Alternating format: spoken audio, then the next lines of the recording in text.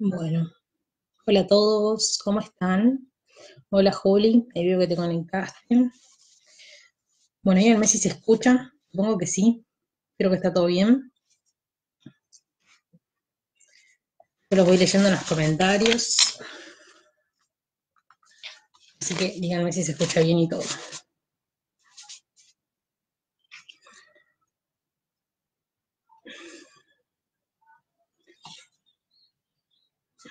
Bueno, en 2 minutitos arrancamos.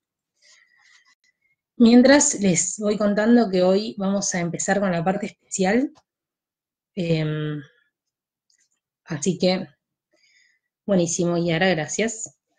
Así que espero que tengan más o menos vista la parte general porque así van a ir entendiendo y vamos a ir más rápido, ¿sí? Para entender la parte especial, tener la parte general estudiada, van a ir muchísimo más rápido. Así que bueno, hola Tone, bueno, estamos todos, por lo que veo, me parece muy bien.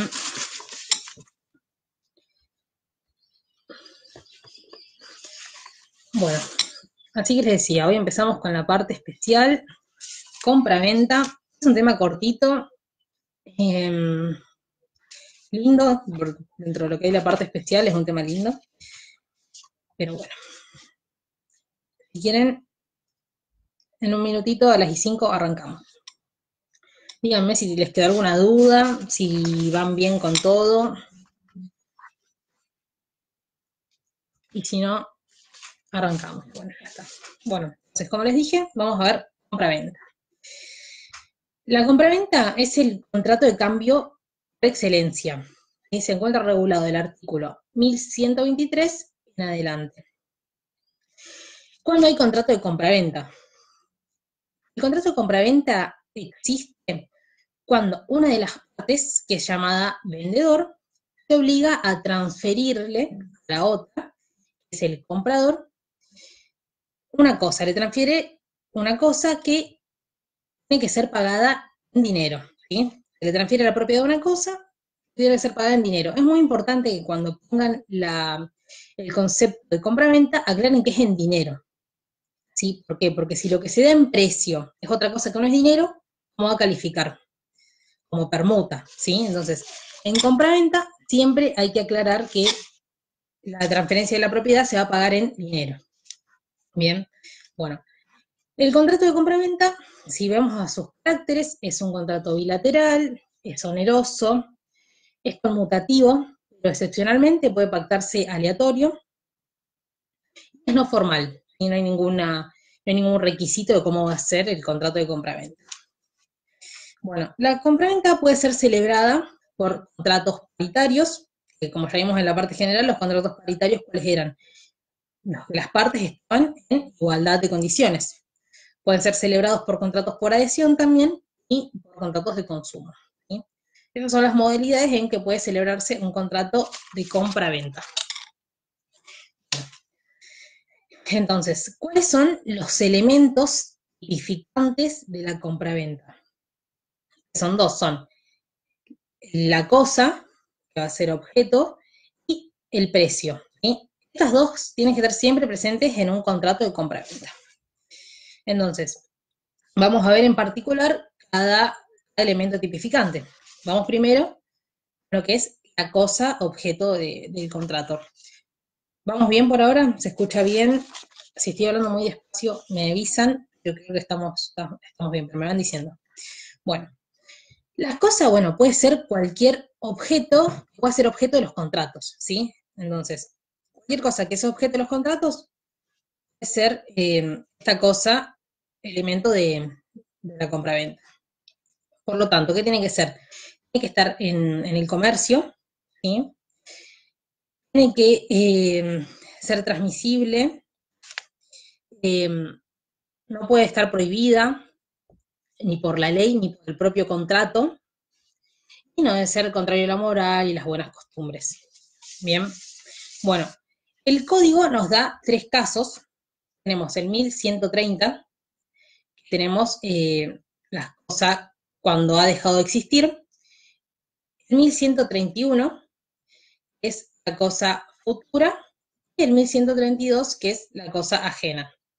¿Sí? Porque pueden ser objeto de la compraventa las cosas presentes o futuras, las cosas ajenas, determinadas o determinables. ¿Sí? Entonces, bueno, el código nos regula estas tres situaciones en particular. ¿Qué pasa cuando una cosa dejó de existir? ¿Sí? Entonces, cuando una cosa deja de existir, tenemos que diferenciar en dos casos.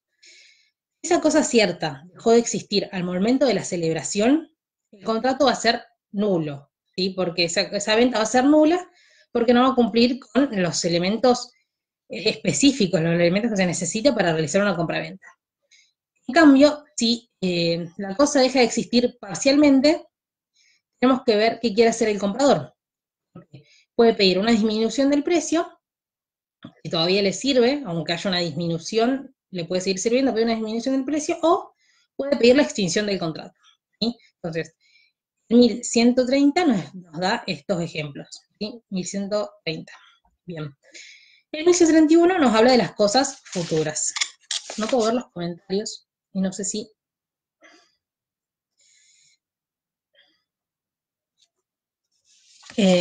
bueno, seguimos.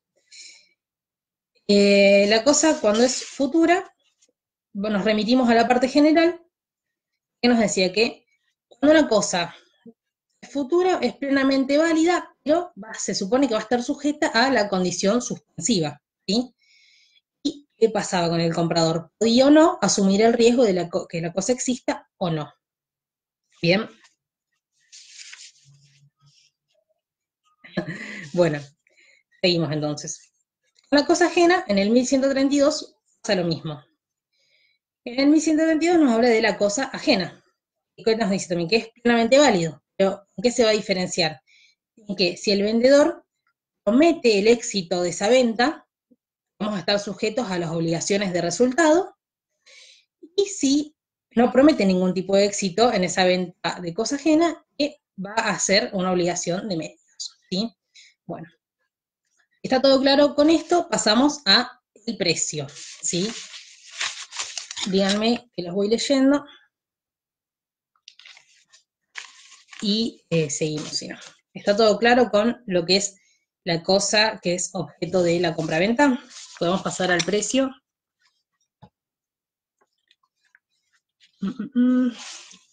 Hay un delay entre que yo les pregunto y ustedes escriben que yo me quedo ahí callada, pero estoy tratando de ver qué ponen.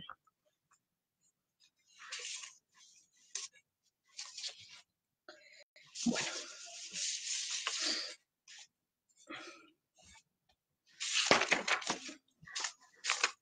Bueno, seguimos con el precio, porque se ve que no quedó ninguna duda, así que seguimos. Para que el contrato sea válido, ¿sí? No caiga en nulidad, debe cumplir con tres requisitos el precio. ¿Sí?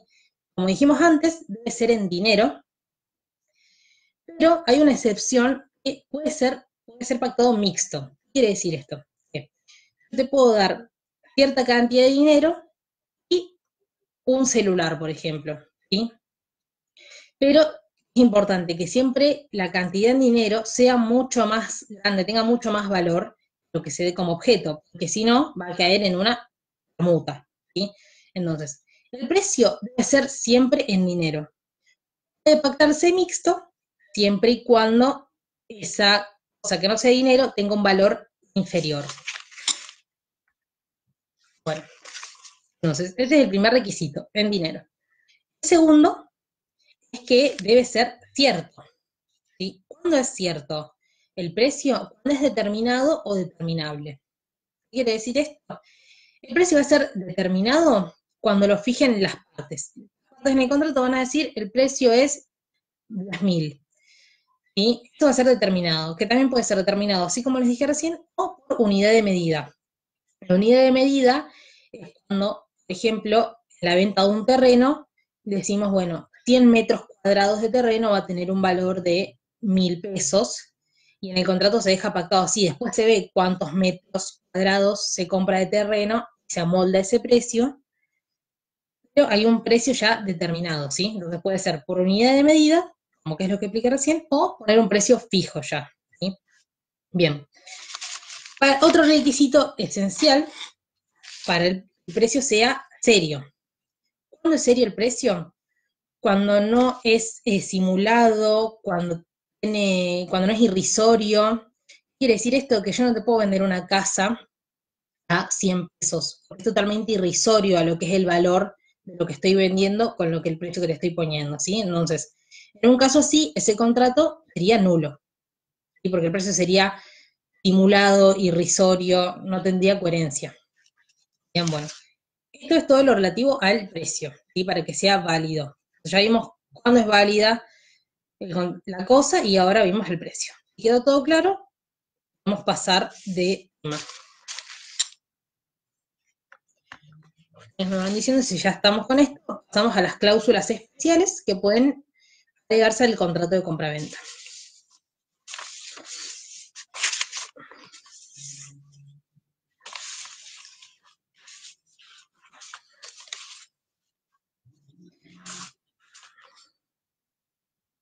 Bueno, díganme si quedó, así ya pasamos a eso.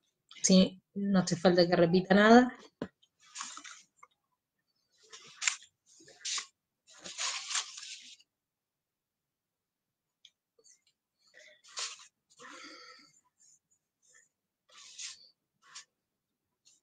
Díganme si voy muy rápido, porque a veces también puedo hablar demasiado rápido. No quiero que se pierdan, así que díganme también eso.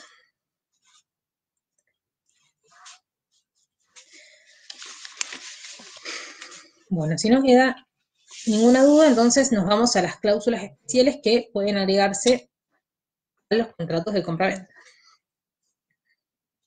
Bueno, esto ya vimos un poco en la parte general, así que les va a resultar conocido y lo van a entender un poquito más rápido.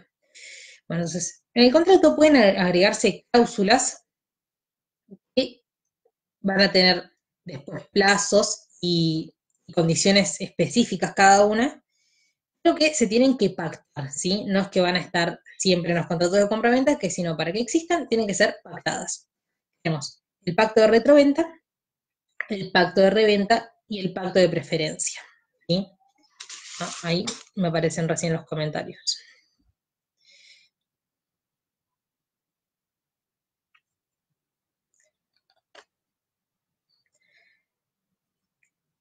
Franco, sí, fíjate que ya hablamos que era el contrato de compraventa, cuál era su naturaleza jurídica, cuáles eran los caracteres, hablamos de qué era la cosa y qué era el precio. Eso es lo que vimos hasta ahora. Ahora nos fuimos a las cláusulas especiales, después vemos las obligaciones del vendedor y el comprador. Bueno, entonces, estas cláusulas especiales ya dijimos que eran estas tres: pacto de reventa, pacto de retroventa y pacto de preferencia. Bueno, el pacto de retroventa lo encontramos en el artículo 1163. ¿Sí? Nos dice el 1163 que el vendedor de una cosa puede pactar en un cierto plazo, puede pedirla, puede recuperarla. El pacto de retroventa también lo van a encontrar como derecho de rescate, ¿sí? También se llama así. Bien, entonces, el vendedor se va a reservar la facultad de, en un determinado plazo, recuperar esa cosa que vendió. Un ejemplo, para que entiendan esto, es que Santiago Nelo tiene un auto de colección hermoso que le regalaron los padres, un auto súper lindo de colección. Tiene unas deudas tremendas, tiene un montón de deudas, y con ese auto les alcanza para saldarlas a todas. Como ese auto tiene un valor sentimental, no lo quiere vender, pero bueno, no le queda opción. Lo vende y pone una cláusula de retroventa, de derecho de rescate, con un plazo de, por ejemplo, 2 años. Y entonces, esos 2 años, él junta la plata, ¿sí? Junta la plata y ejerce ese derecho de retroventa y recupera el dominio de su auto, ¿sí? Esto es un ejemplo para qué sirve el pacto de retroventa. Vos tenés que saldar una deuda, no tenés plata, pero no te querés desprender de nada, vendés así, si juntás la plata en ese plazo que pusiste en el contrato, puedes recuperar el dominio, ¿sí? Pero bueno, siempre tienen plazo. No es que para siempre vos vendés algo y cuando se te canten 20 años lo puedes conseguir, ¿sí? En el contrato fijan un plazo para ejercer este derecho de rescate. Bueno, después tenemos entonces el pacto de reventa. Sí, yo siempre le pongo Santiago del deudor, pero bueno, así entienden más, ¿viste? Es más fácil, real. Bueno, entonces, el pacto de reventa, cambiamos de persona y acá es el comprador que va a ejercer el derecho de devolver la cosa que compró. Este está regulado en el artículo 1164. Entonces es cuando era una cláusula en el contrato donde el comprador puede ejercer el derecho de devolver esa cosa vendida con la disminución o exceso del precio. Los dos casos los mismos, pacto de retroventa y pacto de reventa. Cuando se devuelve o se pide la cosa, el precio va a estar fijado por las partes con disminución o exceso, ¿sí? Ellos van a fijar cómo va a ser ese precio, no va a ser el mismo, o si ellos quieren sí, pero bueno, lo pueden pactar.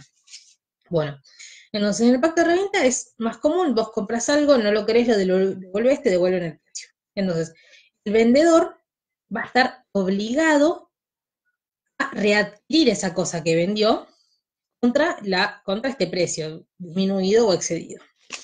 Bueno, esto es entonces, ya vimos retroventa, ya vimos reventa, ahora vamos a pacto de preferencia. El pacto de preferencia lo vimos mucho ya en la parte general, que habíamos dicho que antes, en el código anterior, esto estaba solamente en la parte de compraventa.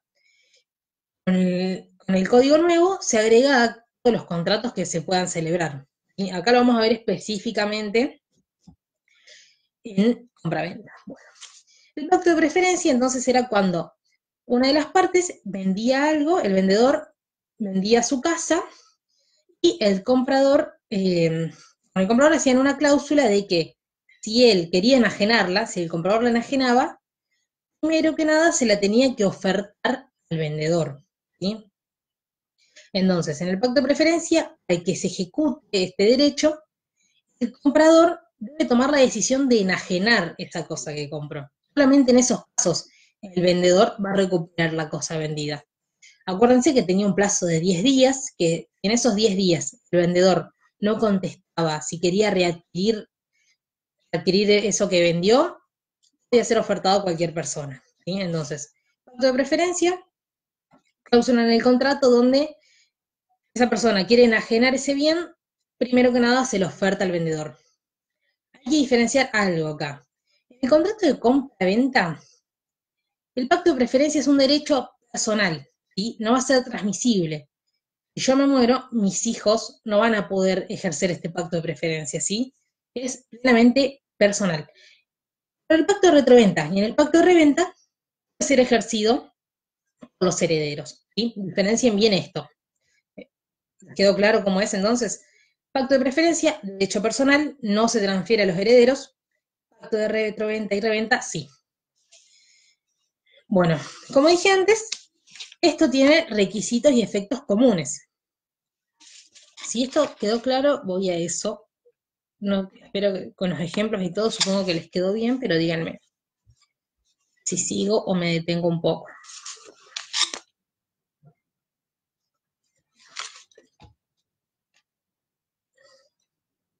Bueno, supongo que vamos bien.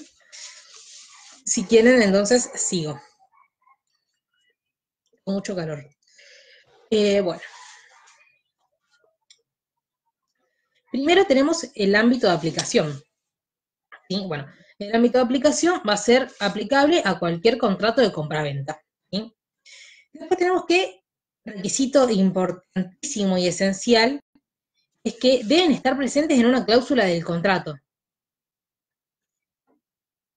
Reventa, sí, ahí te repito reventa. Bueno, la reventa es cuando se pone una cláusula en el contrato, el comprador va a poder ejercer el derecho de devolver esa cosa comprada, ¿sí? Contra la disminución o exceso de un precio, ¿sí? Vos compras algo, vas, lo devuelves y el vendedor tiene la obligación de readquirir esa cosa que te vendió, ¿sí? Están en 1164. En el de reventa, acá el que va a ejercer el derecho es el comprador. Retroventa ejerce el derecho el vendedor, venta ejerce el derecho el comprador. El comprador devuelve lo que compró. ¿Sí? Bueno, supongo que si querías que te diga otra cosa, escribime y vuelvo a repetir, pero leo. Bueno, vamos de nuevo a los requisitos entonces comunes, los requisitos y efectos comunes. Bueno, ámbito de aplicación, ya dijimos que se aplica a todos los contratos de compra-venta. Sí o sí deben estar presentes en una cláusula del contrato, y yo no puedo decir, ya te vendí el auto, y después decir, ah, no, mirá, vamos a hacer un trato de retroventa, no. Tiene que estar específicamente ya en el contrato, y debe estar en una cláusula. Bueno, en cuanto a los efectos, estas cláusulas, ¿qué efecto van a tener si nos remitimos a la parte general? Van a tener efectos resolutorios, ¿sí? ¿Por qué? Porque se va a devolver para atrás, a tener todo retroactivo, te doy el dinero, vos me das la cosa, ¿sí? Efectos resolutorios. ¿Sí? Después, ¿qué pasa en ese plazo que tenemos para exigir ese derecho de devolver o de adquirir o de lo que sea? El dominio, entonces, es plenamente revocable, ¿sí? Antes del vencimiento del plazo, si yo en 2 años tenía para pagarte y que me devuelvas el auto, o tenía 2 años para devolverte algo que compré, ¿sí? Entonces, en ese plazo, el dominio es plenamente revocable. Una vez que se vence el plazo, automáticamente se hace irrevocable. Y automáticamente se vence el plazo, ya está. Bueno, y después, si vamos a otro ejemplo, los terceros también van a soportar todos los efectos retroactivos que tengan esa restitución, ¿sí? Va a afectar hasta los terceros también. Bueno, entonces esos son los requisitos y efectos de estas cláusulas especiales. Si quedó claro todo esto, nos vamos a las obligaciones del comprador y el vendedor. Díganme si ya está, si quieren que les repita algo, y seguimos.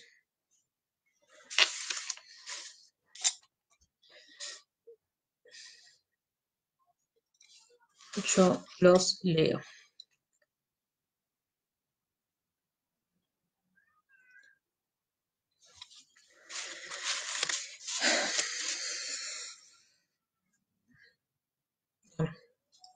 Si quieren, tomar un poquito de agua y seguimos.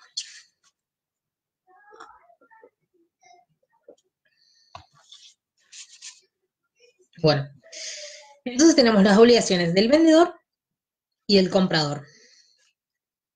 Las obligaciones del vendedor van a ser un poquito más extensas que las del comprador, ¿sí? La primera obligación del vendedor va a ser transferir la propiedad de la cosa, ¿sí? Conservarla en el mismo estado en que se adquirió la obligación. Si yo te compré un auto, hicimos el contrato de compraventa con un auto y vos al mes me lo entregás y me lo entregás sin una puerta y no lo conservaste, no cumpliste con tu obligación, ¿sí? El vendedor debe entregarlo libre de toda relación de poder de terceros, ¿sí? No puede estar con ninguna deuda, lo tienen que entregar libre de toda relación de poder, ¿sí? Debe entregarlo con sus accesorios, debe entregarlo en el lugar y tiempo convenido, y debe cumplir con todas esas obligaciones. Tienen que otorgar todos los documentos que hagan posible la transferencia, ¿sí? De la documentación necesaria para que la otra persona adquiera el dominio, para que adquiera ese bien, como por ejemplo, lo que dije antes, la constancia de la libre deuda, ¿sí? Vos me tenés que entregar un auto, por ejemplo, me la tenés que entregar con la constancia de la libre deuda. No me puedes mentir y no decirme que tenías 10.000 deudas, ¿sí? Con todas esas documentaciones hay que entregar las cosas vendidas. Después, bueno, el vendedor va a ser responsable de todos los gastos de la transferencia, ¿sí? De todos los gastos de la entrega. El vendedor va a tener que hacerse cargo de todos estos gastos, ¿sí? De todos los instrumentos que sean necesarios para la entrega, para la transferencia de la cuota. Y obviamente, muy importante, porque con esto se dan muchos casos en compraventa, que va a ser responsable de que el vendedor, de vicios ocultos y de evicción, ¿sí? Entonces, ustedes cuando van en compraventa o las obligaciones del vendedor, tienen que tener bien en cuenta que siempre va a ser responsable de las evicciones y los vicios ocultos, porque acá es donde ponen prácticos en los exámenes, o acá es donde tienen que especificar bien esto, ¿sí? Siempre tienen que, aunque sea súper claro, lo tienen que poner siempre, ¿sí? Bueno, estas son las obligaciones del vendedor. Ahora pasamos a las del comprador. Bueno, el comprador, como primera obligación, debe pagar el precio. Y obviamente debe pagar el precio que acordaron las partes. Después debe recibir la cosa, y todos los documentos necesarios para esa transferencia, y se va a hacer cargo de los gastos de cuando recibe esa cosa, ¿sí? Todos los gastos de recibo van a estar a cargo del comprador. Bien, como por ejemplo, los testigos de la escritura. El comprador va a estar a cargo de esos gastos. Bien, bueno, ya terminamos con las obligaciones. Si está todo claro, así quiero que me respondan, porque pasaríamos al boleto de compraventa inmobiliario. Ya cambiamos un poco de tema. Si cerramos esto, quiero saber si está todo bien, si podemos pasar, ¿sí? Así que ahora díganme y pasamos a eso.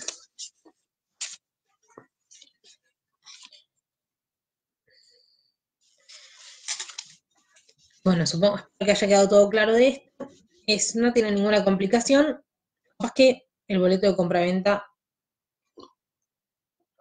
así.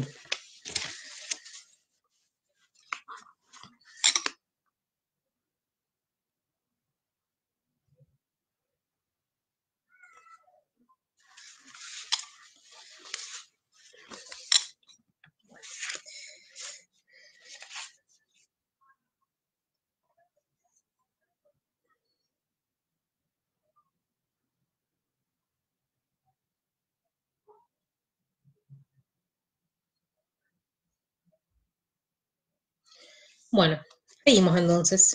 No veo que escriban nada. Sí, ahí escribieron. Bueno, Juli, las obligaciones del comprador es pagar el precio, ¿sí?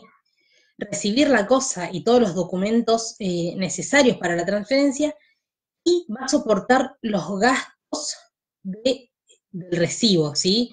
Como por ejemplo, los testigos de la escritura, ¿sí? Esas son las tres obligaciones que tiene el comprador, ¿sí? Pagar el precio, recibir la cosa y la documentación, y soportar los gastos de recibo. Por ejemplo, cuando no recibe la cosa es cuando entra en mora, ¿sí? Tiene sus consecuencias no recibir la cosa. Bueno, ya estamos con eso, pasamos entonces a boleto de compra-venta. Entonces, el boleto de compra-venta es aquel instrumento privado, ¿sí? Cuyo objetivo es formalizar una compraventa, ¿sí? Una compraventa de inmuebles. El boleto de compraventa va a contener los datos del inmueble, el precio, la forma. Entonces es el instrumento privado cuyo objetivo es formalizar una compraventa inmobiliaria. Ahora sí, me escribieron algo más, no lo leí. Boleto de compraventa es un examen es una pregunta de examen que toman siempre. Y así que presten atención a esto, porque al tener, bueno, ahora les explico bien, pero presten atención, ¿sí? Entonces, boleto de compraventa, instrumento privado, cuyo objetivo es formalizar una compraventa de un inmueble. Bueno, ya dijimos lo que va a tener. Todo esto es previo a la escrituración, ¿no? Obviamente, entonces. En cuanto a su naturaleza jurídica, ¿sí? Esto es lo que más hacen hincapié en los exámenes. ¿Por qué? Porque el código no toma una postura en cuanto a la naturaleza jurídica del boleto de compraventa inmobiliario, ¿sí? Entonces, naturaleza jurídica, el código no toma postura. Pero tenemos dos posturas doctrinarias, ¿sí? Que tenemos que diferenciar bien. La primera postura nos dice que el contrato de compraventa es un precontrato que lo único que hace es formalizar una promesa de escrituración. ¿Sí? Eso es lo que nos dice una postura. ¿Sí? Escriban bien esto, presten atención, sepan que existen estas dos posturas. ¿Sí? La primera nos dice que el boleto de compraventa es un precontrato. ¿Sí? La segunda postura nos dice que el boleto de compraventa es un contrato serio y definitivo. Esta última postura es la que toman Hernández y Alou, ¿sí? La última postura, que el boleto de compraventa es un contrato serio y definitivo. ¿Bien? ¿Por qué? ¿Por qué toman esta postura? Porque el boleto de compraventa está regulado en el Código Civil y Comercial, ¿sí? Por lo tanto, eso le da el carácter de ser un contrato serio y definitivo. ¿Sí? Sepan diferenciar eso. ¿Cuál es la naturaleza jurídica del boleto de compraventa? Siempre arrancan diciendo, el código no toma postura, existen dos, la mayoritaria es que es un contrato serio y definitivo porque está regulado por el Código Civil y Comercial. ¿Bien? ¿Quedó claro esto? Las dos posturas. Bien. Entonces, la unificación del Código Civil y Comercial, hay una impronta, ¿sí? Algo nuevo que es la oponibilidad del contrato de compra, del boleto de compraventa. ¿Qué es esto? Bueno, entonces, con la unificación del código se regula, se hace más extensivo cómo es la oponibilidad del boleto, ¿sí? Bueno, entonces, el boleto de compraventa no va a ser siempre oponible, sino solamente cuando responda, tenga los requisitos del artículo 1170, ¿sí? Entonces, ¿cuándo va a ser oponible el boleto de compraventa? Cuando cumpla con los requisitos expresos en el 1170. Nos dice el artículo 1170. El acreedor de buena fe, el comprador de buena fe, ya empezamos por una primera característica, ¿sí? Vayan destacando estas palabras. El comprador de buena fe va a tener prioridad sobre terceros, sobre las tabas que le pongan al inmueble, cuando haya contratado con el titular registral, cuando haya pagado el 25% mínimo del precio, ¿sí? Cuando el boleto tenga fecha cierta, ¿sí? Y cuando la adquisición haya tenido publicidad suficiente. Entonces, ¿cuándo es oponible el boleto de compraventa? Cuando hay buena fe, cuando se pagó el 25% del precio mínimo, cuando se contrató con el titular registral, cuando hay fecha cierta, cuando hay publicidad suficiente. ¿Sí? Es muy importante esto, artículo 1170. El artículo 1171 nos da un caso de cuando el vendedor está en quiebra o concurso.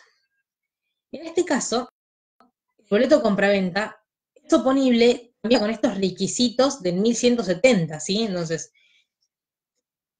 el boleto de compraventa, cuando haya quiebra o concurso por parte del vendedor, va a ser oponible cuando se haya pagado el 25%, cuando haya sido buena fe, todos los requisitos, y el juez va a pedir la escrituración, entonces, del comprador.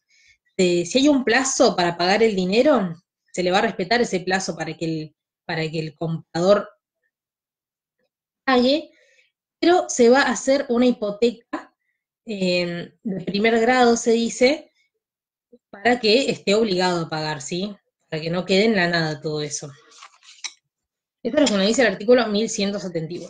Bueno, esto es boleto de compraventa, esto es lo más importante, naturaleza jurídica, concepto y la oponibilidad. Si estamos bien con esto, ya terminamos boleto de compraventa, vemos rápido lo que es permuta, es muy cortito. quiero saber si está claro, porque boleto de compraventa es muy importante y si es necesario que repita algo o que les explique algo de nuevo, me dicen. Los requisitos, bien. Entonces, el artículo 1170 nos da los requisitos para que el boleto de compraventa sea oponible. Debe ser de buena fe, ¿sí? Primero que nada, buena fe. Debe ser hecho por el titular registral, ¿sí? Debe ser contratado por el titular registral. Debe haber pagado el 25% del precio. Claro esto, que no aclaré antes. Ese pago del 25% debe ser anterior, ¿sí?, a la traba cautelar. ¿Sí? Esto es importante. No es que ya hay una medida cautelar para hipotecar la casa y yo voy y pago el 25%. Lo tendréis que haber hecho antes. Me olvidé de aclarar eso, así que anótenlo.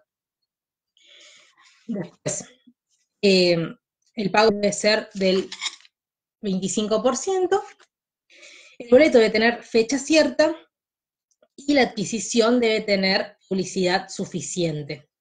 Esto es bien de reales.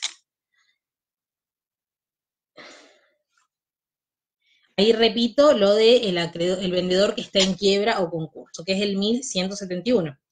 Bueno, entonces el 1170 es eso que repetí recién para que me preguntó Sol. Ahora vamos al 1171 que Juli y Lucía me estaban preguntando. En el 1171 nos da el caso de que el vendedor esté en concurso o quiebra. ¿Qué pasa? Acá el boleto de compraventa va a ser oponible cuando cumplimente todos esos requisitos que nos da el 1170, que haya pagado el 25% del precio, como dije antes que era importante porque lo tiene que hacer antes, ¿sí? Que sea de buena fe, todos los requisitos, ¿no?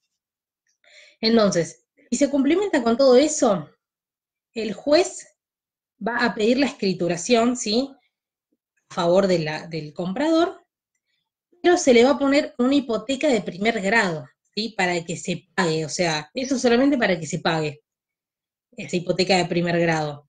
Se le va a respetar ese plazo que tenía para pagar, porque no tiene nada que ver con esa quiebra del vendedor, pero se van a tomar estas medidas, ¿sí? Bueno, si quedó claro con eso, ahí estamos, y si no, lo trato de explicar con otras palabras. Ustedes me dicen.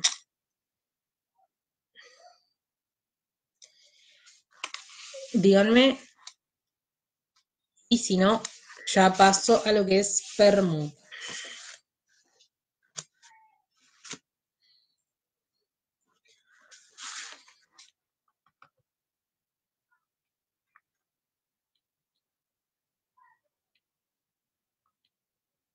Bueno, les doy un segundo más para que me digan si quedó claro, y si no, cambio de tema. Respóndame, porque viste que si no esto es re aburrido, siento que estoy hablando contra la pared. Bueno.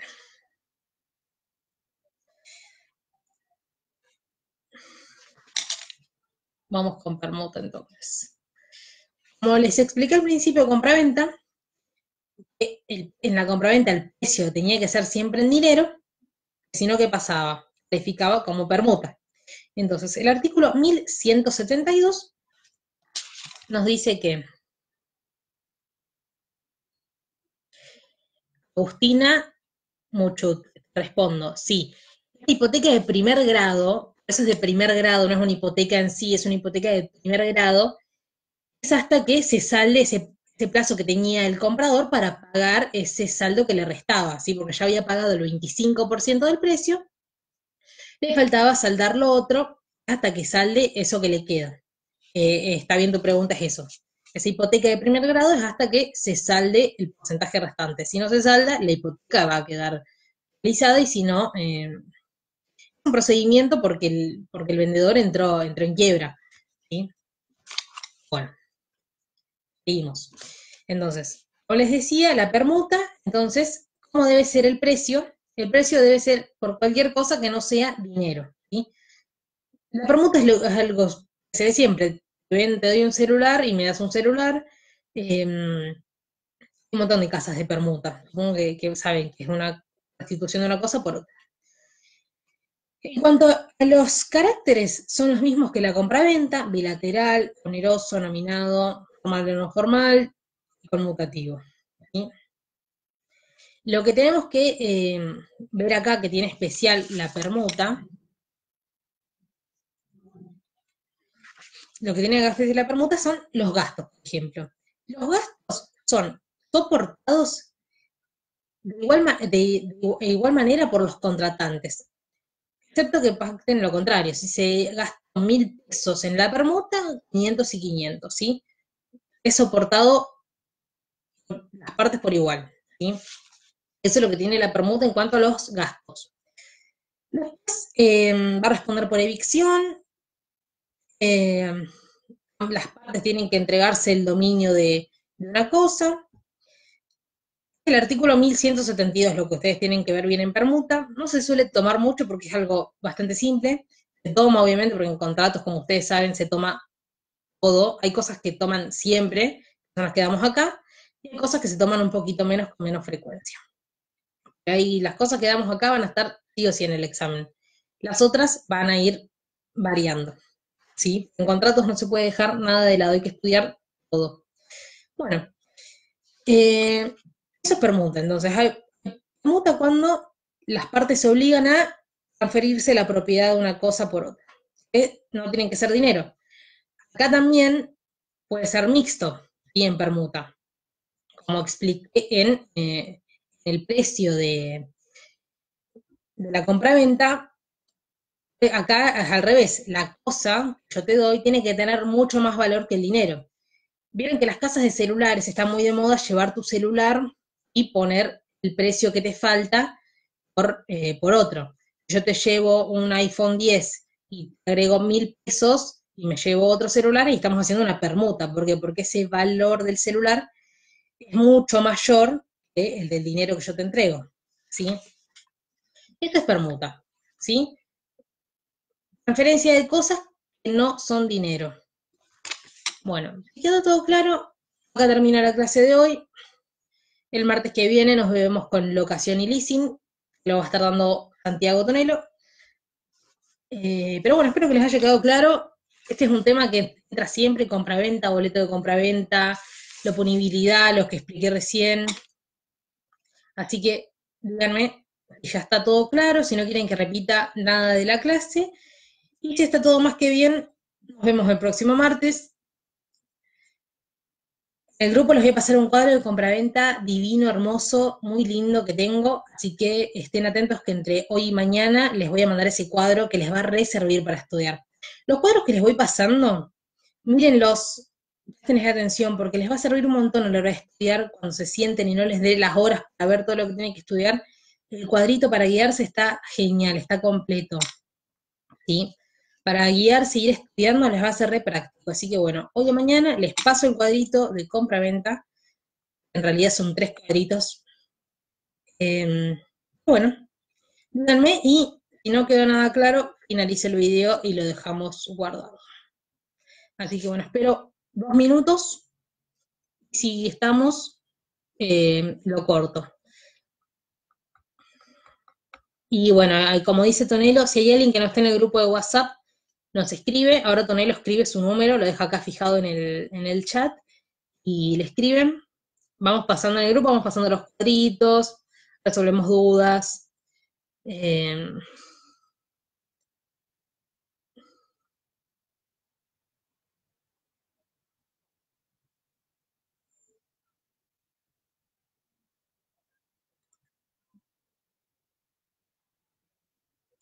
entra en quiebra después del boleto, no va a pasar nada, porque si vos ya pagaste, como dije antes, ese 25% del precio, se va a transmitir a tus herederos ese bien, ¿me entendés? Porque es transmisible. Si vos escrituraste, si vos tenés una casa, la vendiste, pagaste el 25%, siempre tienen que estar cumplimentados los requisitos del artículo 1170, ¿me entendés?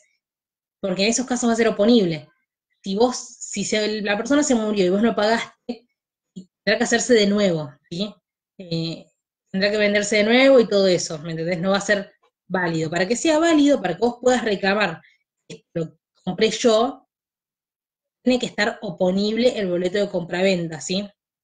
Aclaración. El boleto de compraventa no se usa mucho, no es muy utilizado en la realidad. Si ustedes se ponen a ver un boleto de compraventa, no, casi ni existe, no se da mucho. Se da mucho en los exámenes de contratos, lo toman mucho, pero en la realidad no se celebran contratos de compraventa, de contratos de boletos de compraventa, perdón, boletos de compraventa. Pero bueno, si el vendedor entonces, como preguntó Lucía, si el vendedor se muere antes de escriturar o entra en quiebra después del boleto, tiene que estar, para que sea oponible, tiene que cumplir con los requisitos del 1170. Si no, va a caer, va a darse de baja.